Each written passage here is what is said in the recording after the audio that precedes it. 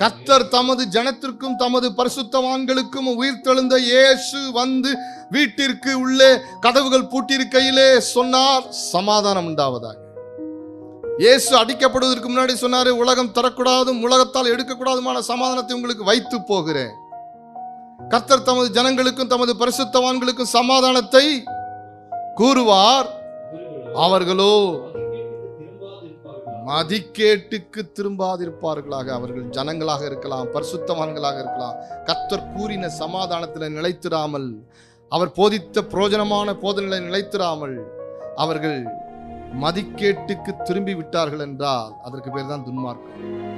அவர்களுக்கு சமாதானம் இருக்காது. மதிக்கேட்டுக்கு திரும்பிடாத. கர்த்தர் உனக்கு போதிச்சிருக்கிறார், இப்படிதான் நடக்கணும். ஆமென். அதான் போதனை. வேதம் அப்படிதான் சொல்லப்பட்டிருக்கு. வேதத்தின் அடிப்படையில போதனை வாழ்க்கை இருக்கணும்ல, தேவ ஆலோசனையின்படி. ஆமென். அல்லேலூயா. தேவையுள்ள இடத்திற்கு என்னுடைய காரியங்கள் கர்த்தருடைய வெளிப்பாட்டின்படி, எந்த ஒரு இச்சித்து ஒன்றை பெறுவதற்காக நான் காணிக்கை செலுத்தாம, காணிக்கை அனுப்பாம, வெறும் என்னுடைய வாழ்க்கையின் பிரச்சனைகளுக்கெல்லாம் மல்கியா 3:10 தான் தீர்வு என்று நினைக்காம, நான் ஏற்கனவே சொன்னேனே, என் போதகத்தை கேளுப்பா, வேதத்தை வாசிப்பா, அதுல மிகுந்த சமாதானம் உண்டு. சாலமோனுடைய ஞானி 1005 பாடல்களை எழுதி வைத்திருக்கிறானே, அந்த பாடல்களை எல்லாம் வாசித்து ஜெபித்து தியானித்து அதன்படி நடப்பாயானால் உன்னுடைய வாழ்க்கையில சமாதானம் தங்கி இருக்கும். தேவ சமூகத்தில் உட்கார்ந்து ஜெபிக்கும் போது வார்த்தையின் தேவன் உன்னோடு இடைப்படுகிறாரு.